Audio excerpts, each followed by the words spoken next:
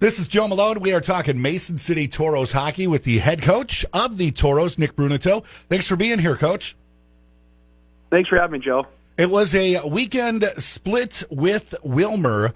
Friday night on the road, 4-0 loss at Willmar. Payback Saturday afternoon at the Mason City Arena with a 3-1 win for the Toros. Let's start chronologically.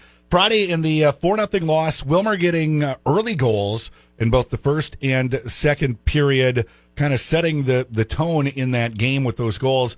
Your thoughts on the game, the performance of the Toros, all that on Friday? Yeah, I didn't think we played great. I didn't think we played bad on Friday.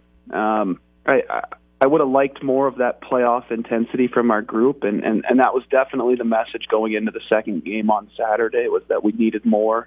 But there was still some bright spots. I thought some guys had some good games, some good minutes, and most of those guys carried it right over to Saturday, and the rest of the group picked it up on Saturday as well. Now, Saturday was a 3-1 win, a goal in each period for the Toros, so even distribution, and then just the one goal allowed. I think that came in the third period. With that win, that means that the Toros take the season series 5-3 over Willmar. Talk to me both about the game on Saturday afternoon and how important it is to have that 5-3 advantage in the season series against a team just below you in the standings. Yeah, I thought it was a great response for our group on Saturday. A lot more of that playoff feel, and you know, to be honest, I think our defensive game really improved, and that was the focus. We knew if we played good defensive hockey and we limited their opportunities, we were going to get chances and we'd be fine. We didn't need to score 6 or 7 and get in a track meet. We wanted to keep it a nice low game, and I think our guys executed the game plan perfectly. And then, you know, like you said, to win that game and you know, win the series 5-3 over Willmar, who's an excellent team, it was also critical. I mean, you don't want to be evened up going into playoffs, especially considering the fact that you know, more than likely is going to be the team that we're playing in the first round. So our guys knew that. Their team knew that as well. Both teams knew this is probably the first round matchup. So I think there's a little bit more of incentive knowing that, hey, you know what, you're probably not going to play this team again for a month and a half, and it's going to be in playoffs. So let's leave on that note and let them know that, hey, you know, we're ready to go. So our guys have that confidence moving forward. So when we do see them again, you know, all that stuff kind of comes to fruition down the line. Yeah, and Saturday afternoon did kind of feel playoffy. I mean, with the way that, you know, tough to get goals, but each one that you got felt like it was more important than the last. One goal a period. Because 3-1, that feels like playoff hockey, not like a 7-4 sort of game. Definitely.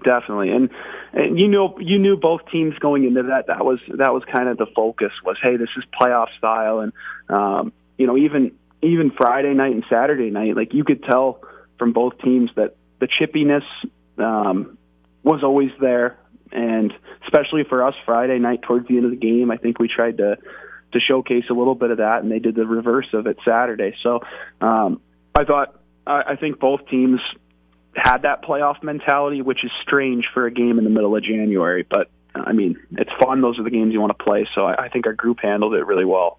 Now, next up is New Ulm, and this I was shocked to go back through. This will only be the third and fourth meeting between New Ulm and Mason City this season, with the Toros picking up 2 wins in the earlier matchup. New Ulm, they're kind of at do or die at this point in time in the season. They're in 5th place, a little ways back of 4th place, so they're going to be hungry. How do you keep the team focused on this matchup, especially with a big one against Granite City coming up the following weekend?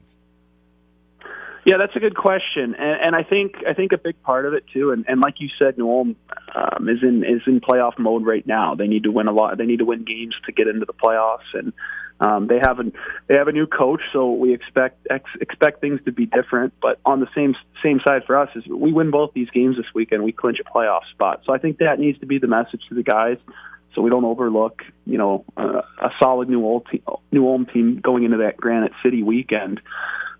So I think that's the focus. Now I get it; it's human nature to to look ahead, but that's going to be our group's focus is day to day this week. How can we get better as a team? How can we get better individually? And use this New Ulm weekend to hopefully build confidence going into that Granite City weekend down the line. Now, I want to double back on something you just said. I guess I should do more research, but the Toros can clinch a playoff spot with 4 points, or do you have to win them all in regulation? How does that work out? Yeah, I believe it's 4 points because I think right now they would have to, because it would be head-to-head points. I think that it would. Yeah, I think it would be exactly 4. Okay. 3 would tie, 4 would clinch one. So excellent. Well, we might have to have a little party after the game on Saturday nights.